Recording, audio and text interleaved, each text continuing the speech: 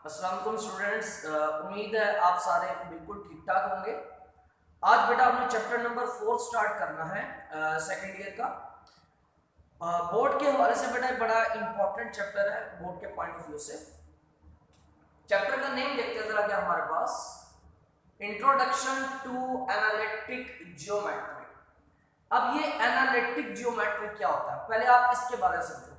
बेटा हम छोटी क्लासेस से जो ज्योमेट्री पढ़ते आ रहे हैं उसमें हमारे पास कंपास होती थी, डी वगैरह होती थी, उसके मदद से एंगल्स बनाते थे, ट्राइंगल्स बनाते थे, सर्कल बनाते थे, डिफरेंट शेप्स बनाते थे। ठीक है, वहां पर हम कहीं पर भी एक्स एक्सिस और वाई एक्सिस ड्रॉ नहीं करते थे। यहां पर जो एनालिटिक ज्योमेट्री है, एनालिटिक ज्योमेट्री से मुराद बेटा ऐसी ज्योमेट्री होती है जिसमें हम कोऑर्डिनेट सिस्टम के मुताबिक काम करते हैं।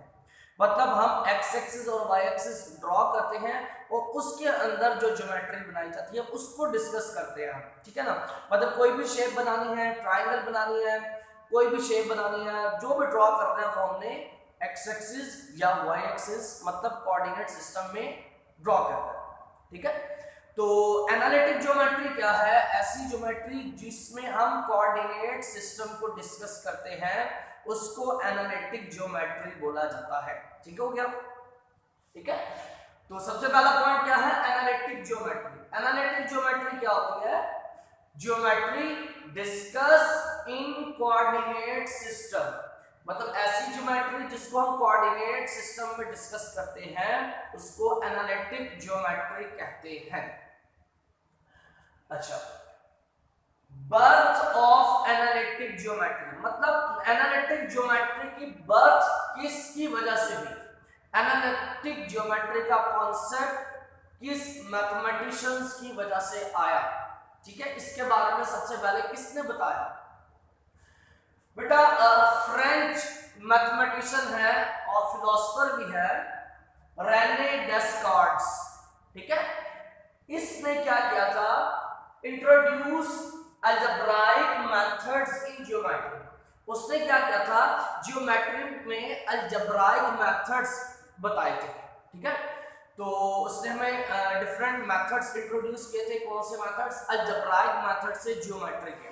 ठीक है, जिसकी वजह से एनालिटिक ज्योमेट्री की बर्थ हुई, मतलब एनालिटिक ज्योमेट्री के बारे में लोगों को पता चला कि अच्छा इस तरह की भी ज्योमेट्री होती है। ठीक हो गया? अच्छा, अब एनालिटिक ज्योमेट्री को डिस्कस करने से पहले, क्योंकि हमने बात की कि एनालिटिक ज्योमेट्री क्या है, ऐसी ज्योमेट्री जिसको हम डिस्कस करते हैं कहां पर? कोऑर्डिनेट सिस्टम में डिस्कस करते हैं। इसमें डिस्कस करते हैं कोऑर्डिनेट सिस्टम। तो जरा कोऑर्डिनेट सिस्टम के बारे में देखते हैं। कोऑर्डिनेट सिस्टम से क्या मुराद है और ये कितने तरह के हैं? बेटा जो कोऑर्डिनेट सिस्टम होते हैं वो दो तरह के होते हैं। वो कितने तरह के होते हैं? दो तरह के सिस्टम होते हैं। एक को बोला जाता है कार्टेशियन कोऑर्डिनेट सिस्टम, दूसरे को बोला जाता है polar coordinate system. Cartesian coordinate system में जो हम पॉइंट लेते हैं, जो हम ऑर्डर्ड पेयर लेते हैं बेटा, वो इस शक्ल में लेते हैं, x, y की फॉर्म में लेते हैं। ठीक है, ऑर्डर्ड पेयर से क्या मुराद है इसको भी आगे जाके मैं जरा भी आपको रिवाइज कर देता हूं। छोटी क्लासेस से वैसे हम पढ़ रहे हैं लेकिन अगेन मैं इसको रिवाइज कर देता हूं। ठीक है, कार्टेशियन कोऑर्डिनेट सिस्टम में हम जो ऑर्डर्ड पेयर लिखते हैं वो x, y की फॉर्म में लिखते हैं। ठीक है, लेकिन दूसरा सिस्टम क्या है? Polar coordinate system. Polar coordinate system में क्या आ जाता है? r आ जाता है और थीटा आ जाता है। ठीक है ना, पोलर सिस्टम में हम क्या करते हैं? x की जगह पर r cos थीटा यूज करते हैं। ठीक है, x की जगह पर क्या यूज करते हैं? r cos थीटा, और y की जगह पर हम क्या यूज करते हैं? r sin theta. ठीक हो गया? कार्टेशियन कोऑर्डिनेट में xy यूज करते हैं और पोलर कोऑर्डिनेट्स में x की जगह पर r cos थीटा आ जाता है और y की जगह पर r sin थीटा आ जाता है। मतलब पोलर कोऑर्डिनेट्स का ताल्लुक r और थीटा से होता है। ठीक हो गया? ये दो तरह के सिस्टम है, Cartesian coordinate system, polar coordinate system. But जो हमारी जो मेनली डिस्कशन रहेगी, जो ज्यादातर डिस्कशन होगी वो होगी कार्टेशियन कोऑर्डिनेट सिस्टम पे डिस्कशन होगी। ठीक हो गया? अगर कार्टेशियन कोऑर्डिनेट की डिस्कशन को आगे बढ़ाते हैं तो उसमें सबसे पहली चीज हम डिस्कस करेंगे प्लेन। प्लेन से क्या बात है बेटा, हम जो भी ड्राइंग करते हैं, हम जो भी डायग्राम बनाते हैं, जो भी ज्योमेट्री बनाते हैं हम पेन से, वो हम प्लेन में बनाते हैं, ठीक है। स्पेस हवा में बनाना पॉसिबल नहीं है, हम प्लेन में ज्योमेट्री ड्रॉ करते हैं। प्लेन क्या है? अ सरफेस, एक सरफेस है। किस तरह की सरफेस होनी चाहिए? विच हैज टू डायमेंशंस, मतलब ऐसी सरफेस जिसकी दो डायमेंशंस हो। डायमेंशन से मुराद उसके दो रुख हो, दो सिमत हो उसकी, ठीक है। ऐसी सरफेस जिसकी दो सिमत हो, डायमेंशंस दो हो, उसको हम, उस सरफेस को हम क्या बोलते हैं? प्लेन बोलते हैं। ऐसी सरफेस को हम क्या बोलते हैं? प्लेन बोलते हैं, ठीक हो गया। मसलन फॉर एग्जांपल ये अगर बोर्ड है, इस बोर्ड की मैं बात करूं तो बेटा ये बोर्ड भी प्लेन कहलाएगा, ठीक है ना। प्लेन क्या है? आ सरफेस, एक सरफेस है। अब ये भी एक सरफेस है, इसको भी हम प्लेन कहेंगे। क्यों इसको हम प्लेन क्यों बोलेंगे इस बोर्ड को? बिकॉज इस बोर्ड की भी दो डायमेंशंस हैं। कौन कौन सी दो डायमेंशंस? एक बेटा ये वाली डायमेंशन है जिसका नाम हमने x और x प्राइम रखा है, और दूसरी ये वाली डायमेंशन है अप डाउन वाली जिसका नाम हमने y और y प्राइम रखा है, ठीक हो गया। तो बेटा ये बोर्ड एक सरफेस थी, इस सरफेस की दो डायमेंशंस हैं, एक x प्राइम और दूसरी डायमेंशन है y प्राइम, ठीक है। तो ऐसी सरफेस जिसकी दो डायमेंशंस हो उसको हम प्लेन कहते हैं, ठीक है। ऐसी सरफेस जिसकी दो डायमेंशंस हो उसको हम क्या बोलते हैं? प्लेन कहते हैं। या फिर दूसरी भी डेफिनेशन है प्लेन की, वो क्या है? प्लेन फॉर्म्ड, प्लेन बनता है, किसकी मदद से बनता है? Bye two mutually perpendicular lines. बेटा दो परपेंडिकुलर लाइंस की वजह से प्लेन बनता है। जैसे कि आप देख लो, एक लाइन ये है, एक लाइन ये है, और दोनों आपस में म्यूचुअली परपेंडिकुलर है, मतलब दोनों एक दूसरे के साथ 90 का एंगल बना रहे हैं, ठीक है। तो बेटा प्लेन किससे बनता है? Plane formed by two mutually perpendicular lines. बेटा दो परपेंडिकुलर लाइंस की वजह से क्या बनता है? प्लेन बनता है, ठीक है। अब ये जो परपेंडिकुलर लाइंस है इनका नेम होता है, स्पेशल नेम है, और वो क्या है? परपेंडिकुलर लाइंस का स्पेशल नेम है, वो क्या है? One horizontal line and other vertical line. ये जो एक है इसको हॉरिजॉन्टल लाइन बोला जाएगा, और ये जो दूसरी है इसको क्या बोला जाएगा? वर्टिकल लाइन बोला जाएगा। ये जो लाइन है x प्राइम वाली,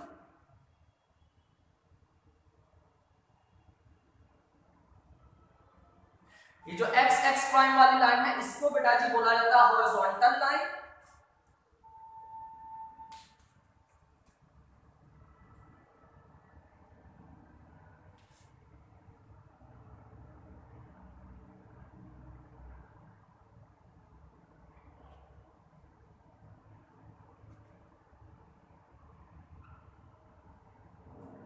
ठीक है। और जो दूसरी लाइन है अप डाउन वाली उसको बेटा जी बोला जाता है वर्टिकल लाइन।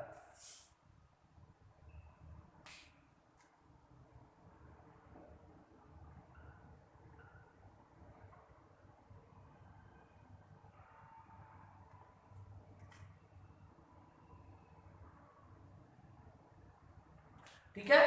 तो बेटा जो दो म्यूचुअली परपेंडिकुलर लाइंस की वजह से जो सरफेस बनी है इसको प्लेन बोला जाता है।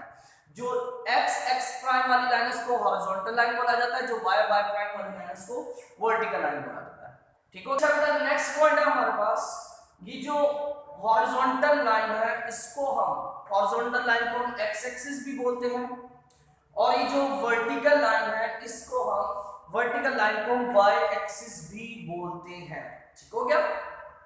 ये जो दो लाइंस है, एक लाइन को x एक्सिस भी बोला जाता है जो हॉरिजॉन्टल है, और जो वर्टिकल लाइन है उसको y एक्सिस भी बोला जाता है। नेक्स्ट पॉइंट है बेटा, ये जो x एक्सिस ये और ये y axis, x axis and y axis also called coordinate axis, ठीक है।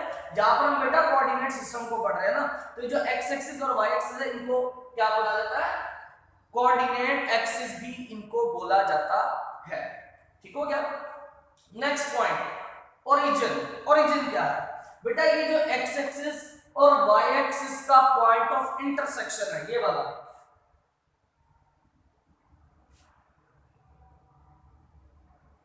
ये जो पॉइंट है इसको बेटा जी ओरिजिन कहा जाता है। इसको क्या बोला जाता है? ओरिजिन बोला जाता है। ठीक हो क्या? तो ये लिखा हुआ है ओरिजिन क्या है? Point of intersection of x axis and y axis. ठीक है, एक्स एक्सिस और वाई एक्सिस का जो पॉइंट ऑफ इंटरसेक्शन है वो क्या कहलाता है? ओरिजिन कहलाता है। देखिए नेक्स्ट जो हमारे पास पॉइंट है वो है ऑर्डर्ड पेयर। ऑर्डर्ड पेयर से क्या मुराद है बेटा वो देखिएगा जरा। प्लेन में हम कोई पॉइंट ले लेते हैं, ये प्लेन हमने बनाया हुआ है, इस प्लेन में हम कोई एक पॉइंट ले लेते हैं। लेट्स सपोज ये पॉइंट ले लिया, ठीक है। अब ग्राफिकली तो मैं पॉइंट को ऐसे लिखूंगा, लेकिन जब हमने मैथमेटिकली लिखना होगा पॉइंट को क्वेश्चन सॉल्व करते हुए, तो हमने पॉइंट को ऐसे तो नहीं लिखना, ये तो ग्राफिकली है। मैथमेटिकली पॉइंट को बेटा ऑर्डर्ड पेयर बोला जाता है। मैथमेटिकली पॉइंट को क्या बोला जाता है? ऑर्डर्ड पेयर बोला जाता है। और ऑर्डर्ड पेयर को कैसे लिखा जाता है? x, y। मतलब ये जो पॉइंट है इसको मैथमेटिकली ऑर्डर्ड पेयर की शक्ल में कैसे लिखा जाएगा? x, y की शक्ल में लिखा जाएगा। x, y की शक्ल में क्यों लिखा जाएगा? बिकॉज बेटा ये जो पॉइंट है इसमें अलोंग x एक्सिस भी कुछ दूरी पर है ये, ठीक है ना। यहां से कुछ दूरी पर ये पॉइंट है अलोंग x एक्सिस, और y किसको शो करेगा? y शो करेगा कि ये पॉइंट अलोंग y एक्सिस कितना दूरी पर है, यहां से लेके यहां तक कितना दूरी पर है अलोंग y एक्सिस, वो हमें बताएगा ये। और अलोंग x एक्सिस कितना दूरी पे है वो हमें बताएगा ये। ठीक हो गया? अच्छा, अब बेटा ये ऑर्डर्ड पेयर हम लिखने हैं। ऑर्डर्ड पेयर के दो हिस्से होते हैं, दो पार्ट्स होते हैं, x और y। x हमें x की जगह पर कोई वैल्यू होगी जो हमें पॉइंट की दूरी बताएगा अलोंग x एक्सिस के पॉइंट x एक्सिस पे कितना दूर है, और y की जगह पर भी कोई वैल्यू होगी जो हमें पॉइंट की दूरी बताएगा कि ये पॉइंट अलोंग y एक्सिस कितना दूर है। ठीक हो गया ओरिजिन से? अच्छा, तो बेटा ये जो x की वैल्यू है, इस x की वैल्यू का एक स्पेशल नेम है, और वो नेम क्या है? x coordinate.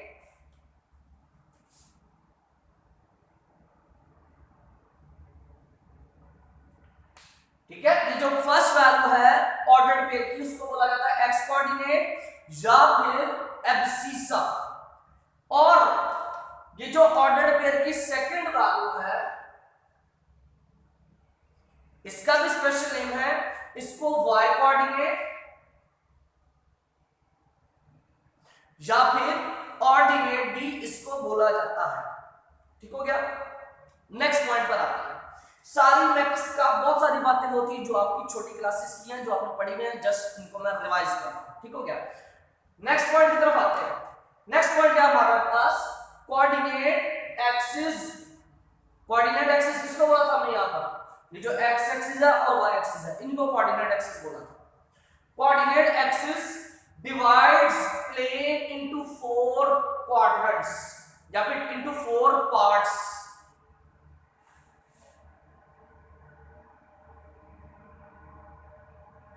देखो ये कोऑर्डिनेट एक्सिस है, एक x एक्सिस है और ये y एक्सिस है। ये दोनों x एक्सिस और y एक्सिस प्लेन को 4 पार्ट्स में डिवाइड कर रहे हैं, और इन 4 पार्ट्स का स्पेशल नेम है। वो नेम क्या है? जो फर्स्ट वाला पार्ट है उसको बोलते हैं फर्स्ट क्वाड्रेंट,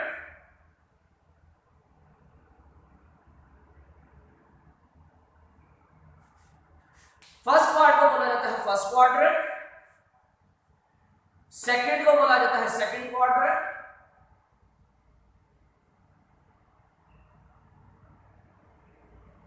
सेकंड क्वाड्रेंट या फिर शॉर्ट फॉर्म में क्वाड भी सिंपल लिखा जाता है, सेकंड क्वाड। फिर ये थर्ड क्वाड या फिर थर्ड क्वाड्रेंट,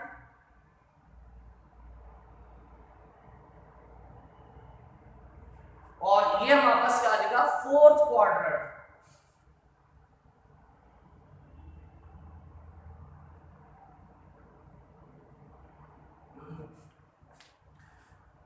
अच्छा, ये जो x एक्सिस और y एक्सिस की वजह से प्लेन 4 पार्ट्स में डिवाइड हो रहा है, first quadrant, second, third, fourth. ये बेटा ये आपने इसको ऐसे लिखना है, इसको हमेशा एक सिस्टम है उसके मुताबिक इसको एंटी क्लॉकवाइज ही लिखते हैं, ठीक है। क्लॉकवाइज हम नाम रख सकते हैं, first quadrant, second, third, fourth, हमने एंटी क्लॉकवाइज चलना होता है।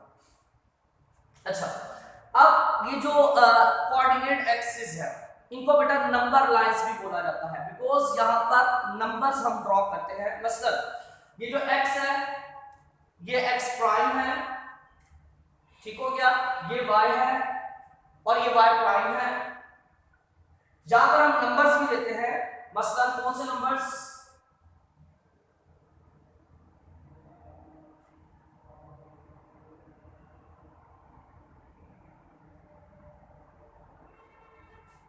यहां पर हम x की वैल्यूज लेते हैं 1 2 3 4 एंड सो ऑन, ये चलती जाती है वैल्यूज। सिमिलरली इस तरफ भी x की वैल्यूज होती हैं और वो वैल्यूज क्या होती हैं, नेगेटिव वैल्यूज होती हैं,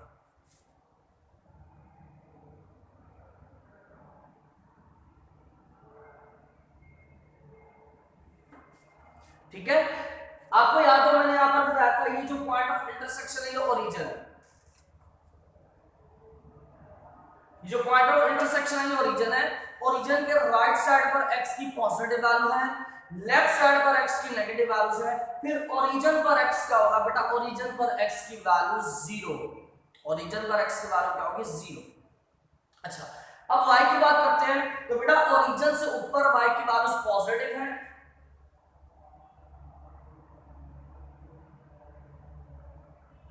ठीक है। ओरिजिन से नीचे y की वैल्यूज नेगेटिव है,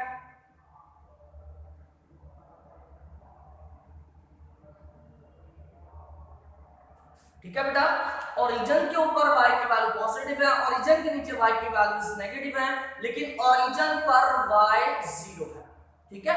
ओरिजिन पर x भी 0 है, ओरिजिन पर y भी 0 है। तो बेटा फिर याद रखना ये जो पॉइंट है ओरिजिन,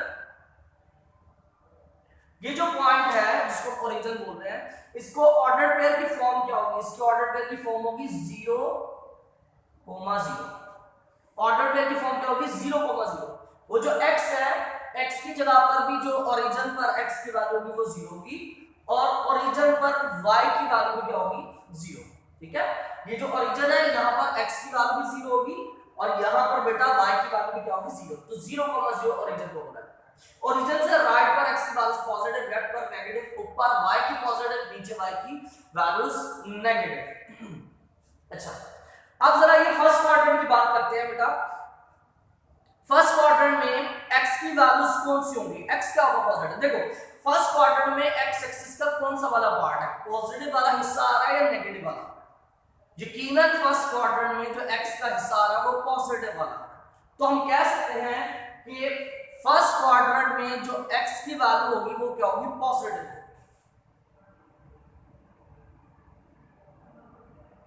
सिमिलरली फोर्थ क्वाड्रेंट में भी x की कौन सी वैल्यू मिलेगी, x फोर्थ क्वाड्रेंट के साथ x एक्सिस का कौन सा हिस्सा अटैच है, पॉजिटिव वाला या नेगेटिव वाला।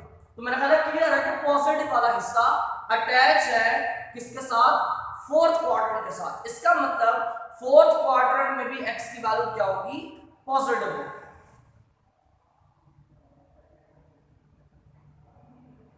ठीक है। अब बात करते हैं सेकंड और थर्ड की। सेकंड क्वाड्रेंट में x एक्सिस का कौन सा हिस्सा है, नेगेटिव वाला हिस्सा है। इसका मतलब सेकंड क्वाड्रेंट में x की वैल्यू क्या होगी, नेगेटिव। सिमिलरली थर्ड क्वाड्रेंट में भी x की वैल्यू क्या होगी, नेगेटिव होगी, बिकॉज थर्ड क्वाड्रेंट में भी x एक्सिस का नेगेटिव पार्ट अटैच है।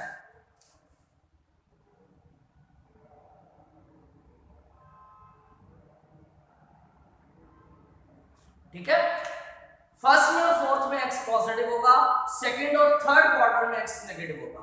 अब बात करते हैं y की। देखो जरा ऊपर y पॉजिटिव है, ठीक है, ऊपर वाला पार्ट y एक्सिस का पॉजिटिव है, नीचे वाला y एक्सिस का जो हिस्सा है जो पार्ट है वो नेगेटिव है। अब जो ऊपर वाला y एक्सिस का पॉजिटिव हिस्सा ये किस किस क्वाड्रेंट के साथ अटैच है, फर्स्ट और सेकंड। इसका मतलब फर्स्ट क्वाड्रेंट में y क्या होगा, पॉजिटिव, क्योंकि y एक्सिस कौन सा वाला है, पॉजिटिव पार्ट है। और सेकंड क्वाड्रेंट में भी y एक्सिस का कौन सा हिस्सा अटैच है, पॉजिटिव वाला हिस्सा अटैच है। तो इसका मतलब सेकंड क्वाड्रेंट में भी y क्या होगा, पॉजिटिव होगा।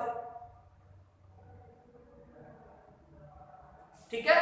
जबकि थर्ड और फोर्थ दोनों क्वाड्रेंट में वाई एक्सिस का कौन सा हिस्सा अटैच है, नेगेटिव वाला हिस्सा अटैच है। इसका मतलब थर्ड और फोर्थ दोनों क्वाड्रेंट में वाई एक्सिस क्या होगा, नेगेटिव होगा।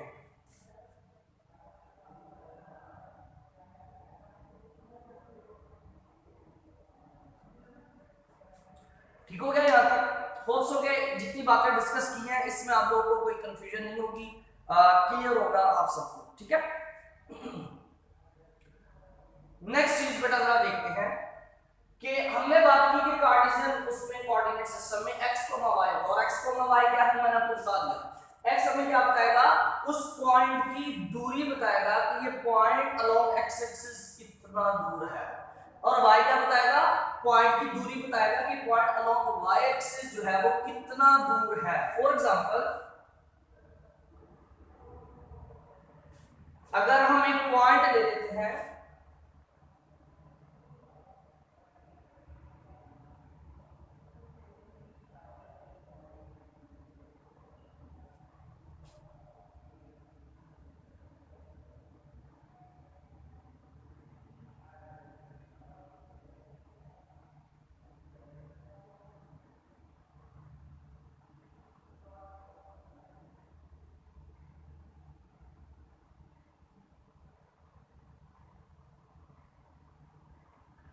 देखिए मैं एक पॉइंट ले रहा हूं यहां पर,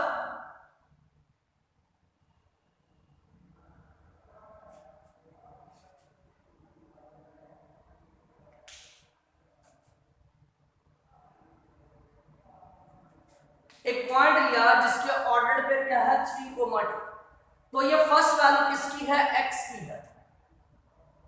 फर्स्ट वैल्यू किसकी है, x की। अब जरा इस पॉइंट पर along x axis perpendicular draw करें।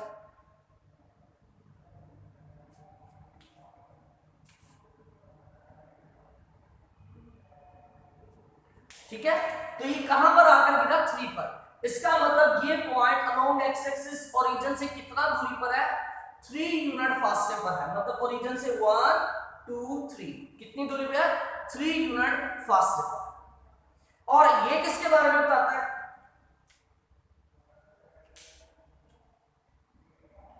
ये y एक्सिस के बारे में बताता है, y कोऑर्डिनेट है। तो जरा यहां से y कोऑर्डिनेट पर परपेंडिकुलर ड्रॉ करो, y एक्सिस पर।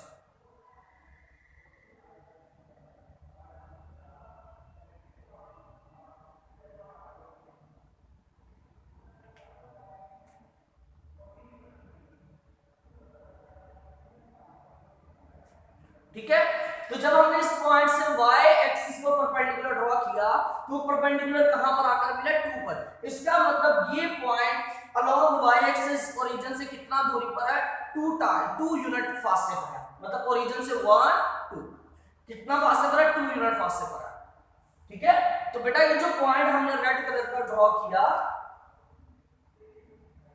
ये जो पॉइंट रेड कलर का ड्रॉ किया, ये अलोंग x एक्सिस कितना दूरी पर है, कितना यूनिट फासले पर है, 3 यूनिट फासले पर है। और अलोंग y एक्सिस कितना दूरी पर है, 2 यूनिट फासले पर है। ठीक हो गया, तो ये हमें x और y की वैल्यूज हमें पोजीशन बताती है पॉइंट की। ठीक हो गया, नेक्स्ट लेट्स सपोज बेटा ये एक हमारे पास पॉइंट है, और अगर हम इस पॉइंट को ओरिजिन के साथ मिला दें,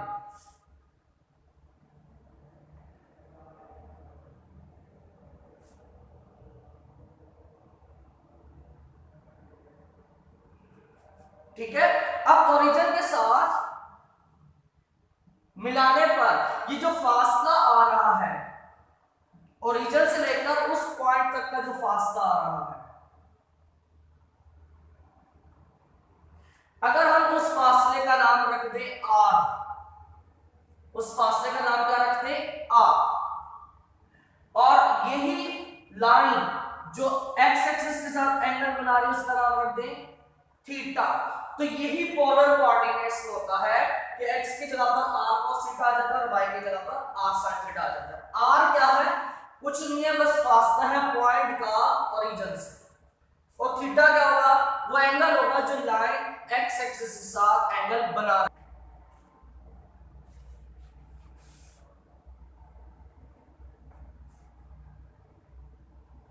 अब यहां पर मैंने आपको बोला था कार्टेशियन कोऑर्डिनेट कोऑर्डिनेट सिस्टम में x, y लिखा जाता है, जबकि पोलर कोऑर्डिनेट में r cos थीटा और r sin थीटा लिखा जाता है।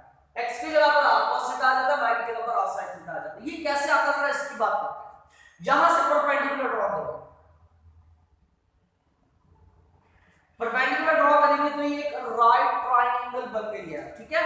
और ये हमें अभी मैंने आपको यहां पर भी समझाया, ये x हमें क्या बता रहा है, इस पॉइंट की दूरी बता रहा है कि अलोंग x एक्सिस ओरिजिन से कितना दूर है, कितना, ये x हमें दूरी बता रहा है, ठीक हो गया। x क्या होगा, यहां से यहां तक है। जैसे देखो ये 3 क्या था, यहां से यहां तक का फासला टोटल 3 क्या था, यहां से यहां तक का फासला, तो ये x क्या होगा, यहां से यहां तक का फासला। सिमिलरली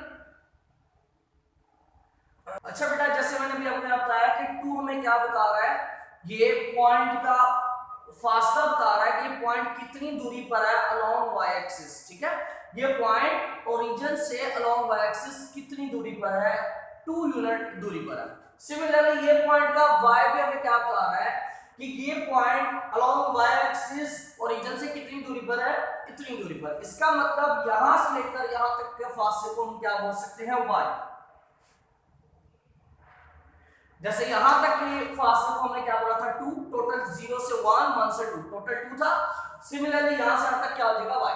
अब बेटा ये इतना फासला अगर y है तो बेटा ये भी तो उतना ही है, सेम सेम, जितना ये है फासला उतना ही ये है। अगर इसको y बोल रहे हैं तो बेटा फिर ये वाला फासला भी क्या कहलाएगा, y कहलाएगा, ठीक है। अब ये आपके सामने है, ये बेटा राइट ट्रायंगल बन चुकी है, और इस राइट ट्रायंगल में जो 90 के सामने होता है बेटा वो हाइपोटेन्यूस होता है, ठीक है, और थीटा के सामने परपेंडिकुलर होता है, ये चीज आपको पता है। और जिसके साथ एंगल बन रहा होता है वो साइड क्या कहलाती है, बेस कहलाती है। अब जरा यहां पर हम cos फंक्शन की रेशियो यूज करते हैं। cos फंक्शन क्या था, cos theta is equal to base over hypotenuse, ठीक है। और यहां पर हमारे पास बेस की वैल्यू क्या है, x है, और हाइपोटेन्यूस किसको बोला है हमने, r को बोला है, तो हाइपोटेन्यूस की वैल्यू क्या है, r। r इधर डिवाइड हो रहा है तो इधर आके cos क्या हो जाएगा, मल्टीप्लाई, तो हमारे पास क्या बनेगा, r cos थीटा, और ये किसके इक्वल आएगा, ये x के इक्वल आ जाएगा, ठीक है। तो x की वैल्यू कार्टेशियन कोऑर्डिनेट में जो x था उसकी वैल्यू क्या निकली, r cos थीटा, इसको पोलर कोऑर्डिनेट बोला जाता है। तो दैट्स व्हाई मैंने आपको बोला था कि x की जगह पर हम r cos थीटा भी लिख सकते हैं। सिमिलरली y की जगह पर r sin थीटा भी लिखा जा सकता है। ये कैसे आएगा, अब cos थीटा की जगह आप sin थीटा की रेशियो यूज कर लो। sin थीटा क्या होता है, परपेंडिकुलर ओवर हाइपोटेन्यूस, ठीक है। और यहां से परपेंडिकुलर क्या हमारे पास, y, हाइपोटेन्यूस क्या है, r इधर डिवाइड हो रहा है, इधर आकर क्या हो जाएगा, मल्टीप्लाई, तो हमारे पास क्या आएगा, r sin थीटा, और ये किसके इक्वल आएगा, ये y के इक्वल आएगा, ठीक है। तो बेटा ये हमारे पास आ गया y की वैल्यू r sin थीटा, और ये हमारे पास आ गई x की वैल्यू r cos थीटा। तो यही मैंने आपको बोला था, कार्टेशियन कोऑर्डिनेट में हम x और y की जगह पर r cos थीटा और y की जगह पर r sin थीटा रख सकते हैं। हो सके जितनी बात बताई आपको क्लियर हो गई।